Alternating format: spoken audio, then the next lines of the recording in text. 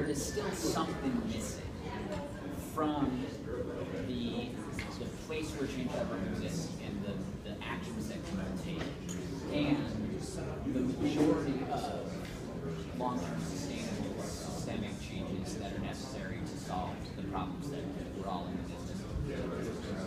So what do you guys know or believe is missing that someone else either needs to plug in, or we still need to figure out, or you guys haven't figured it out? What is that mushy area between what we know real long-term sustainable policy and systematic change looks like, and a laudable but still very confined set of actions?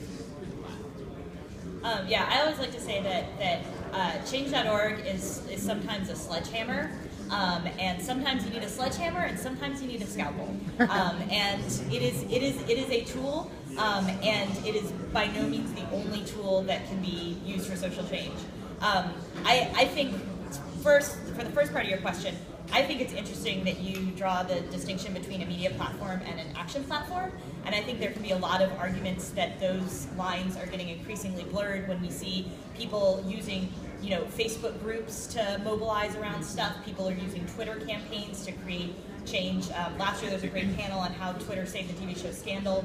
I think that there's probably some blurry lines there, which I think are really interesting to dig into. The documentaries and petitions. Yeah, documentaries that are linked to petitions and stuff like that. But I think the thing that for me is missing, and I would love to hear what Lauren says too, is leadership development, and actually figuring out how to take people that take that first step, right? Something happens, they're inspired to take action, they start a petition. How do we take them from that onto a deeper journey of social engagement? And that's something that we haven't figured out yet, and that I'm really excited to try to figure out. Because for me, starting a petition is it's you're leaving the Shire, right? You're about to go on an epic adventure of social change out into the world, and I want change.org to be the Gandalf. I'm nerding out so hard here. But to be the Gandalf and to guide people along that journey, and we haven't figured out how to do that yet. But without dying halfway. But without dying halfway. Yeah. Virtual reality, is that what There you're you saying? go, exactly. So then, and actually to pick up on this, right? Yesterday, Ben Bradley, Founder. let's see if I can fit that in. Nice. Talked about the future being about empowered consumers and that being at scale. Yes, there is a impact that you will see from buying trends shifting. So if you want to buy healthier foods and refuse to buy non-healthy foods, then you will see companies produce healthier foods, and there's an ancillary effect or a secondary effect on health, for example.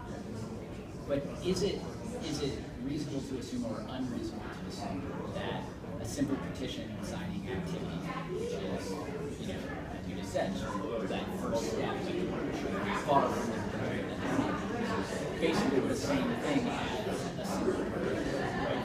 Absent of said and absent of the knowledge or understanding of the implications of choosing to buy one set of products or another, that long-term change is not going to be from the outside. It's rather still going to be corporate opportunity that somebody comes up with, which, in the case of Pepsi, they came up with it without this. And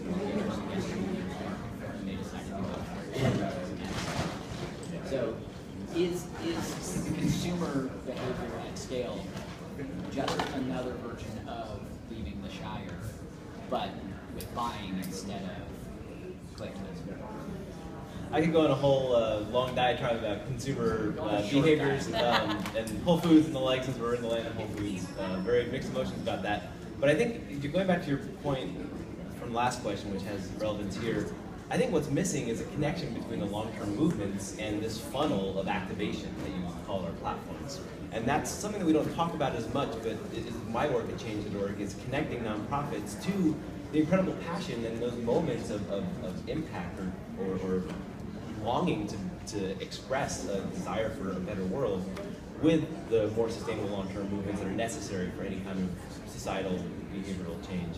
And I think, I don't want to put it on nonprofits, but nonprofits need to be better about understanding populist outrage and connecting to it, whether it's a Facebook group or Twitter or a petition, and some are doing a great job at it. I think Greenpeace, One Campaign, Charity Water, some of the the digitally savvy nonprofits that are out there.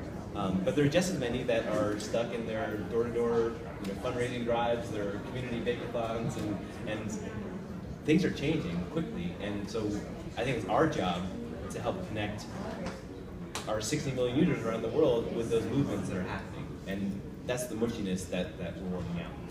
2 last questions. We're at Southline, so there is this very interesting intersection of technology and media and investment and creativity and development and all of these things. And there are a lot of trends being discussed, big data and wearables. Is there a trend that you think aligns with the work that Change.org does or these types of activities best? So, for example, if you take wearables as an example, right? Is the idea that more and more people are going to be wearing something that tracks their data and potentially provides them with guidance or insight into how they should behave?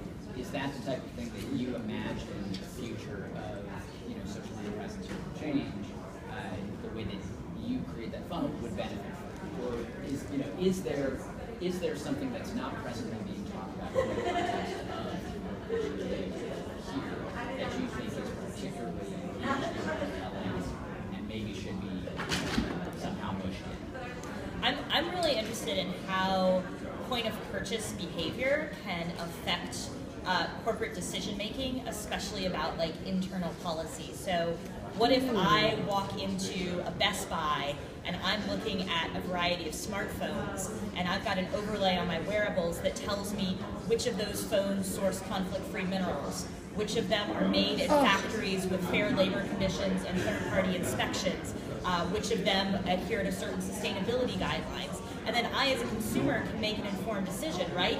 Do I care about the environment or not? Or do I care about conflict minerals? Do I want this to be not tested on animals? Like, I would have that information, and based on my values, I could make that decision, and then that company would see that reflected. So they could see our customers are making value-based purchase decisions, and they're making it about this, so we're going to change our corporate behavior in order to make sure this customer base chooses our product. And I think that there's a whole lot of really interesting opportunity in that area that hasn't really been tapped very well.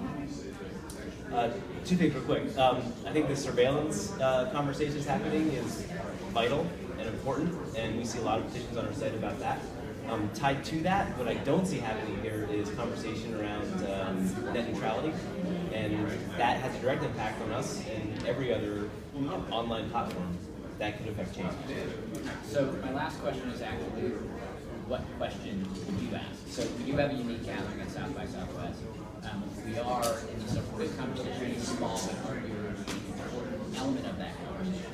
And I would suggest that there are a lot of things that are not being discussed. I'm going to take net neutrality off just to make it more complicated. But if you each were to pose a question to the South by community or to this community that exists at this intersection, what would that question be, or what would that challenge to figure out be? Yeah, sure. My question is how technology is helping our ability or hindering our ability to lead more authentic, joyful lives. Because I think that's just a critical need we have in the planet, and I think authenticity comes with social engagement and starting petitions and going to rallies. So. And my question would be, what would happen if we stopped talking about women and people of color participating in technology as being good for diversity, and we started talking about women and people of color as being leaders in technology, as being critical to innovation? Totally better. It's a lot of white dudes here. Mine's been more subtle. I'll give you that.